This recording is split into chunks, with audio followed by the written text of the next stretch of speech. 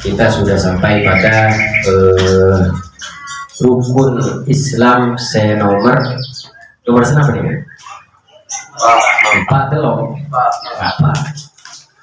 Meskipun kalau karena anak pemain sahabat nomor 4, karena tidak melihat bulan Ramadan dulu baru zakat fitrah. Karena zakat itu sebetulnya bukan hanya sewajib penimbun sama zakat fitrah, tapi ada zakat mal yang wajib apabila kita mendapatkan nikmat. Zakat di sana sudah diwajibkan mereka. Jadi syahadat, sholat, zakat, puasa. Karena puasa itu jadi kalau anggapan kita kan puasa dulu baru zakat. Tapi kan sebetulnya zakat itu yang wajib bukan cuma zakat fitrah, ada zakat mal yang tidak hanya khusus pada bulan Ramadan. Jadi kan sudah dapat pembahasan bulan Ramadan, belikna Ramadan, maka kita bahas ke bulan Ramadan. Walaikah, nah ini wajib, sebuah keharusan kepada kita semua dalam maksudnya amal-amal kebagusan khususnya dalam bulan Ramadan. Karena apa? Karena sesungguhnya kencaran sunnah dalam bulan Ramadan itu setara dengan kencaran fardu bulan lainnya bulan Ramadan. Jadi setara kencaran sunat kita melakukan hal yang sunat di dalam bulan Ramadan ini kekencaran setara pada suatu kewajiban di lain bulan Ramadan. Nah kemudian di dalam bulan Ramadan nikah pekat ada sebuah kesemangatan, ada sebuah kemudahan yang oleh Allah itu memang dikhususkan pada bulan Ramadan. Maka kita bisa melihat ketika bulan Ramadan itu orang banyak ke masjid, kemudian orang banyak sedekah, orang banyak baca Al-Quran. Memang oleh Allah di dalam bulan Ramadan itu beri satu kemudahan dan satu kesemangatan untuk orang-orang beriman untuk menjalankan hal-hal yang baik. Makanya jiwa yang malas, nafsu saya malas untuk melakukan kebaikan di lainnya bulan Ramadan, ketika bulan Ramadan ini kebiasaan bedah kencengan, ada kesemangatan. Karena apa? Karena jiwa tadi oleh Allah hariah penjara, artinya penjara kerangkeng nafsu-nafsu yang malas tadi. Dengan cara apa? Dengan cara haus dan lapar. Karena nafsu itu biasanya berasal dari tabung minum. Jadi orang tabung kenyang biasanya malas. Muntah malas, dia punya energi untuk melakukan hal yang buruk. Orang muntah ngakan, orang tak ngenom, ada anak kecobaan sengkak. Nah, mau mencuri, mau kita ngakan, kita ngenom, ada tidak punya perbuatan. Nah, jadi seperti itu. Jadi pada saat bulan Ramadan itu kita dididik, nafsu kita dididik melalui lapar berhaus. Kemudian setan sebiasanya mencegah kita untuk melakukan kebaikan, karena ariyah kerangkeng kia. Setan pada bulan Ramadan kerangkeng beri jin pun pada baik biasa. Kemudian pintu-pintu neraka itu ditutup, pintu neraka ditutup, pintu surga dibuka. Ben-bedek sengolok. Setiap bulan Ramadan ini pasti ada yang memanggil. Beda semanggil malaikat. Ya bagiyal khairi halumma, wahai orang yang ngamri kebagusan, ayo kesini. Saya ngamri kebagusan. Orang saya bagia syarih, orang saya ngamri kecubaan. Seterona lapor coba menolong karena aksir, maka ambui cenyak banyak boleh dalam bulan Ramadan. Jadi setiap malam ya kan, cuma kita nggak pernah dengar itu. Jadi setiap malam bulan Ramadan beda sengolok, beda pengumuman. Apa pengumuman? Dia bagian khairi halumma. Wahai orang yang mengharapkan kebaikan, datanglah ke sini, ayo kelakok ketaatannya. Wahai orang yang salah coba ambui. Pasekoni.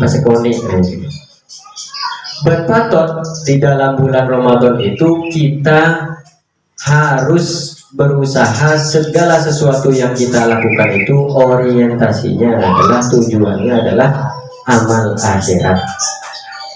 Wala tadkhul fi syai'in min amali dunya illa in kana daruriyan. Jangan sampai masuk sampian ke situ jika itu amalnya amal duniawi, kecuali ingkana daruriyan, kecuali kalau itu memang sebuah kebutuhan. Kita kan kebutuhan berisa jual sekuring acuan faktor karena kebutuhan.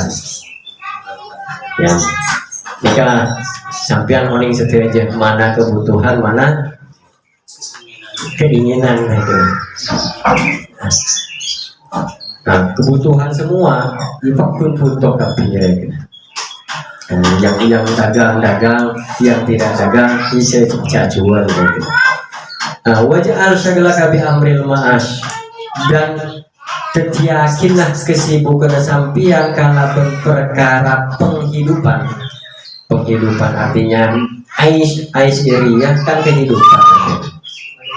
Asyah itu artinya kehidupan, karena berdasarkan aisyah illa aisyul akhirah, tidak ada kehidupan kecuali kehidupan akhirat. Saya kocak ma'asyiriyah itu adalah penghidupan, kita makan, kita minum, kita bekerja, itu semuanya adalah aish. Hayat itu ya kehidupan secara keseluruhan. Tapi kalau aish, ma'ash itu artinya adalah sarana penghidupan. Kemudian Habib Abdullah, jadikan kesibukan dengan sarana kehidupan itu di lain bulan Ramadan. Wasilatun sebagai perantara ilal farogilin ibadati fihi, sebagai perantara teti bekal, teti sanggup agar kita bisa rampung dalam bulan Ramadan. Jadi dikhususkan untuk bulan Ramadan itu kita beribadah. Nah, nikahkan idealnya harusnya seperti ini. Idealnya itu selama 11 bulan alamo, terus sebulan kita tidak sibuk dengan penghidupan. Ini kan idealnya seperti itu. Setelah ideal dari mana tuh?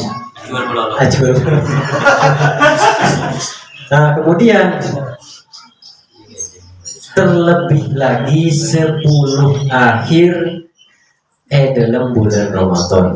Nikah seharusnya kita tambah untuk menghadap kepada Allah, netepin istiqomah keangkuhan ibadah. Nah, biasanya 10 terakhir bulan Ramadan itu kita sibuknya benih aja. Sibuk ableceh biasanya. Cari dehairan. Tepak miramin enggak? Mana coba? Preman. Menyaring toron mereka. Jadi kalau idealnya 10 terakhir di bulan Ramadan itu kita menghadap kepada Allah dengan sungguh-sungguh istiqomah. Penmunkongan kalau memungkinkan, kata Habib Abdullah, keluar dari masjid kecuali sesuatu yang memang sebuah keharusan. Artinya misalkan mau mandi, mau apukah, itu baru keluar dari masjid. Jadi teorinya seperti ini, yang idealnya seperti ini. Jadi ya pakun lah pada baik. Nah, ini kan tergantung sampean ngalasi kemah. Kita kan sudah menjalani ini Artinya menjalani sebiasa. Setiap biasanya kan yang ideal kita belum pernah ya kan melarang, kecuali orang-orang pilihan lainnya oleh Allah dipilih, insya Allah bisa. In amkanakah munkongan. Yuk kalau tidak memungkinkan, mau bagaimana lagi? Wa alaika bisolawati tarawih, berwajib ingat sesampian kalaban sholat tarawih fi kulli lailatin min Ramadan, yang dalam saban-saban malam bulan Ramadan. Karena ada beberapa negara itu ngenteng akhirnya kena ya dalam masalah kesunahan tarawih bulan Ramadan. Akhirnya mereka karena kesunahan di bulan Ramadan cara sunnah, kemudian hal-hal yang sunnah ditinggalkan di dalam sholat tarawih, maka mereka pun akhirnya meninggalkan fardu atau rukun-rukunnya. Jadi biasanya orang kenceng aremiaki bareng sholat, dia akan terjatuh di dalam meninggalkan sewajib. Jadi ketika bareng sholat, jangan entengaki. Mau tak bisa ngelakonin pun, aja kalau sholat, jangan seperti itu. Jadi kalau nggak bisa melakukan ya sudah, jangan dientengkan. Apapun yang sewajib, karena siapa yang mengentengkan perintah sunat, ada biasanya dia akan terjatuh meninggalkan kewajiban. Artinya apa? Dia aja ada kenapa doa orang ngapojong dalam sholat sunat tarawih, membaca surat di dalam setiap rakaat itu kan sunnah, tak baca umpamanya. Akhirnya lama kelamaan ya yang banyak terjadi karena itu biasanya pas ngalah kempang karena bismillahirrahmanirrahim langsung dolin.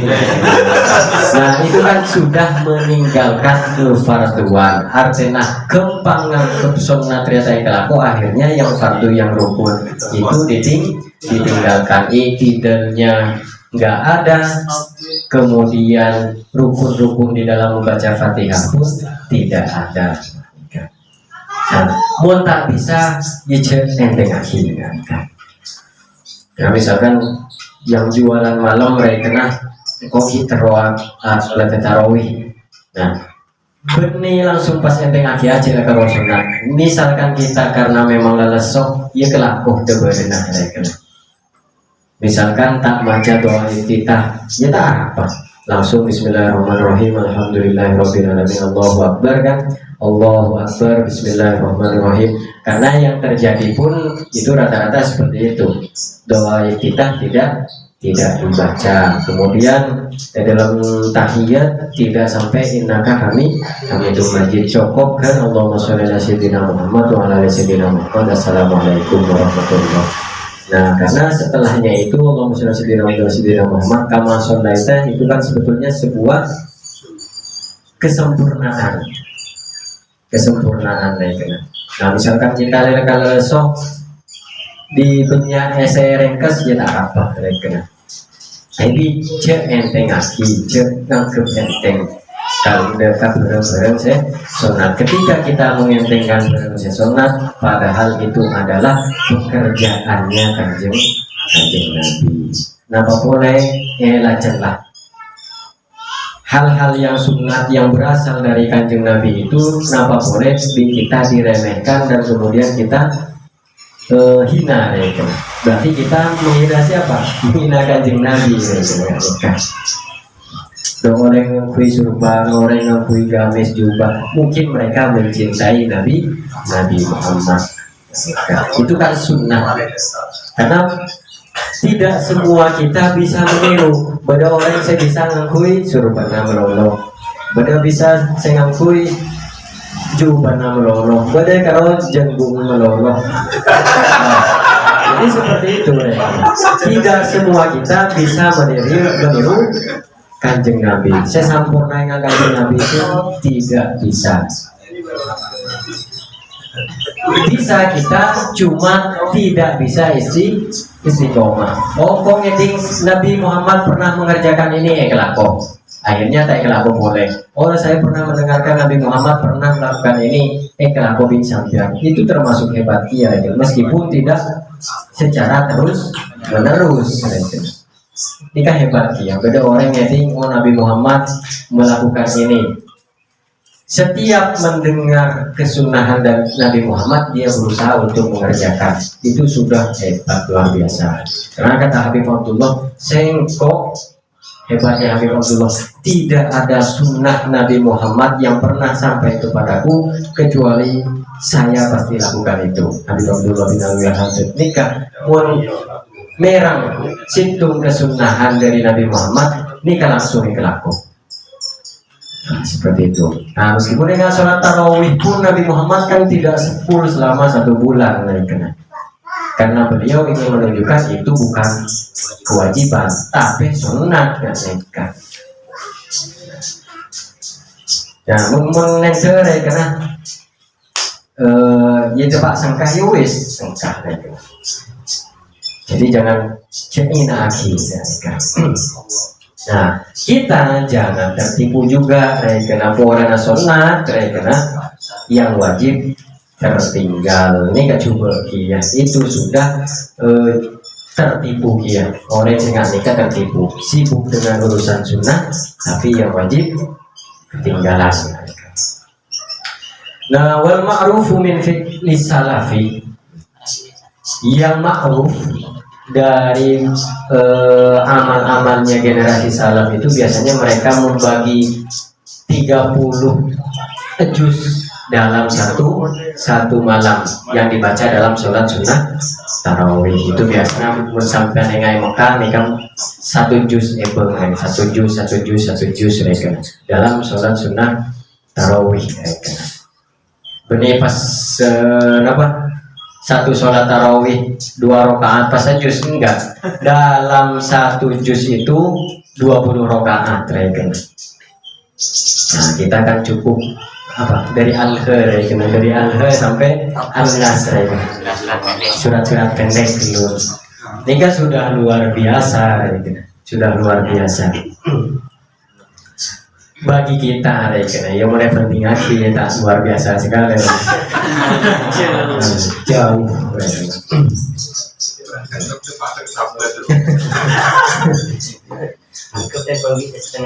Ya. Fa'in amkanakah lamun kong kalau memungkinkan sampian noroaki nikah. Wa illa aywa illa yumkin, mun tak bisa tidak memungkinkan. Fala aqalla min itmami arkanis sholati wal muhafadati ala adabiha nikah. Jika tidak memungkinkan, maka tidak ada yang paling minimal.